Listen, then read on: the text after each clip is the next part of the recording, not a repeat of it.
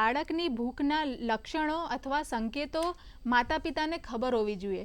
આપણને જનરલી જોઈએ તો બાળક રડે ત્યારે ખબર પડે કે અચ્છા ચલો એને કંઈક ભૂખ લાગી છે તો હવે આપણે એને જમવાનું આપીએ અથવા સ્તનપાન માટે યા ધાવણ આપીએ.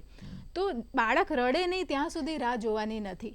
પણ થઈ શકે જ્યારે નાના બાળકોની વાત કરું, અગર હું ધાવણ વિશેની વાત કરું તો પહેલાં 6 મહિના બાળક અગર હલનચલન કરે છે યા આંગળી મોઢામાં નાખે છે યા માતા અગર રૂમમાં ફરી રહી છે અને એ બી જોઈ રહ્યો છે યા જોઈ રહી છે માતા તરફ, તો એ લક્ષણો એ સંકેતો ખબર પડવી જોઈએ એઝ મધર ઓર ફાધર કે ભાઈ હવે બાળક ભૂખ્યું થયું છે અને એને ધાવણ આપવું ખૂબ જરૂરી બને છે.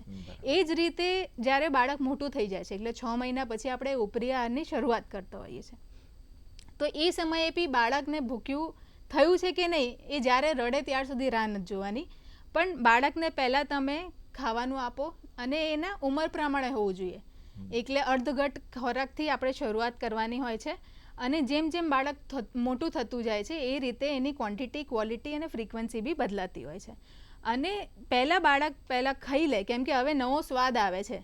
પહેલાં તો ખાલી 6 મહિના સુધી એને ધાવણ જ મળતું હતું, પણ હવે જ્યારે 6 મહિના પછી બાળક મોટું થાય છે અને એને અલગ અલગ નવા સ્વાદ આપીએ છીએ તો એનો ટેસ્ટ ડેવલપ થાય છે.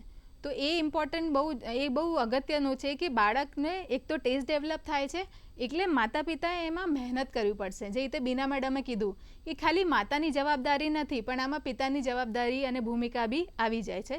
અને રિસ્પોન્સિવ ફીડિંગ એ બહુ ઇમ્પોર્ટન્ટ છે. બાળક જોડે બેસો, એને વહાલ કરો, એણે ખાઈ લીધું છે તો એને પ્રોત્સાહિત કરો અને નથી ખાતું તો એને જબરજસ્તી યા મારવાની જરૂર નથી, પણ એના જોડે રમો, એને થાળી આપો, ભલે એ થાળીના બહાર કાઢી દે યા ફેંકી દે પણ એને એ કરવા દો અને સાથે સાથે એને ખવડાવો. પણ એ ખાસ ધ્યાન રાખવાનું છે કે ટીવી અને મોબાઈલ સામે બાળકને ખવડાવવાનું નથી, કેમ કે એને ખબર નહીં પડે કે એણે શું ખાધું અને શું સ્વાદ હતું. એટલે રિસ્પોન્સિવ ફીડિંગ અને હંગર ક્યુઝ એ બહુ ઇમ્પોર્ટન્ટ છે.